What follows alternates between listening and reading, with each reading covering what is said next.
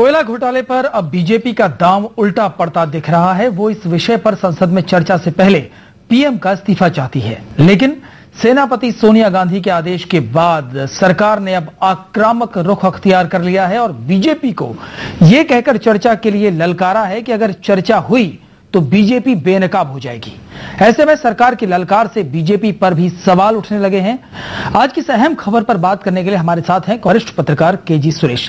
KG Suresh ji, इस वक्त देश में जनता ये सोच रही है कि साहब बीजेपी एक मांग को लेकर खड़ी है, कांग्रेस कहती है नहीं करेंगे। इससे पहले भी इस संसद में बड़ी बड़ी चर्चाएं देखी हैं और हमने अपने टेलीविजन पर उन्हें दिखाया है।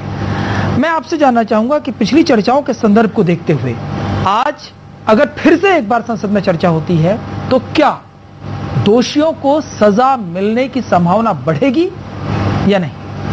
देखिए, ये कोई पहली बार तो नहीं हो रहा है कि संसद में हंगामा हो रहा है जी। ये न सिर्फ इस सरकार के दौरान, यूपीए 1 और यूपीए 2 के दौरान, इवन एनडीए के दौरान तहलका के मुद्दे पर कांग्रेस ने पता नहीं कितने दिन जो है संसद चलने नहीं दिया।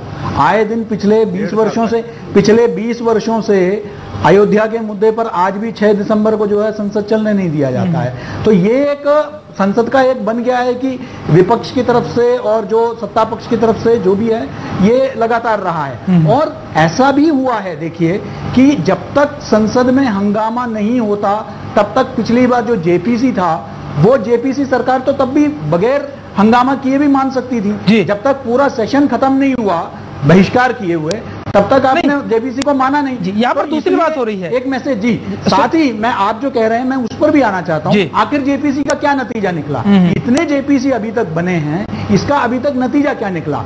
उसमें भी आप वही देखते हैं कि सरकार का एक अड़ियल रुख होता है, जो विपक्ष होता है वो अपने एक रुख में कायम रहता है। तो जेपीसी आज तक कौन सा जेपीसी, कितने जेपीसी बने और जेपीसी का नतीजा क्या हुआ? सुरेश जी, दूसरे यहाँ पर मेरे सवाल में एक बात ये थी कि चर्चा क्या दोषियों को दंड दिलाने के लिए उपयोगी साबित होगी?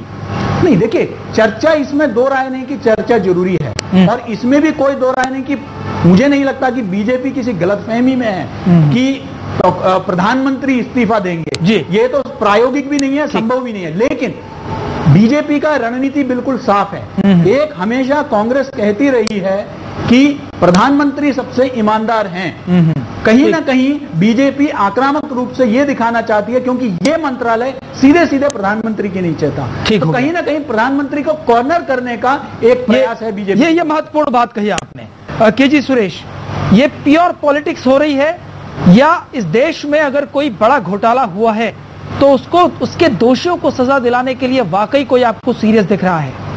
देखिए, पॉलिटिक्स तो पॉलिटिकल पार्टीज करेंगे, पॉलिटिक्स तो पॉलिटिकल पार्टीज करेंगे दिनेश जी। देखिए, मुझे तो कहीं न कहीं बीजेपी के पूरे रणनीति में मुझे ये भी लगता है कि पिछले बार जिस तरीके से एंटी करप्शन मूवमेंट पूरा एक तरह से नागरिक समाज के पास चला गया था, सिविक सोसाइटी के पास चला गया था, अन्ना हजारे, टीम अन्ना और बाबा रामदेव ये लोग सामने आए थे। कहीं ना कहीं जो ऑपोजिशन स्पेस था, विपक्ष का स्पेस था, उसको बीजेपी एक तरह से रिक्लेम करने का एक प्रयास भी इस आक्रामक रूप से करने की कोशिश कर रही है। यह भी मुझे लगता है तो राजनीतिक। लेकिन at the end of the day लोग जो है, आवाम जो है, वो नतीजा चाहती है, कारगर कदम चाहती है। इसलिए सरकार वो 2014 में या उससे पहले जब भी चुनाव होगा उसको जवाबदेही आखिरकार दोनों दलों को देनी पड़ेगी, जनता के सामने। और चुनाव भी छोड़िए, इस देश की जनता का पैसा अगर किसी ने खाया है तो उसे सजा होनी चाहिए। बिल्कुल, बॉटम लाइन ये होनी चाहिए। बहुत बहुत शुक्रिया सुरेश जी आप।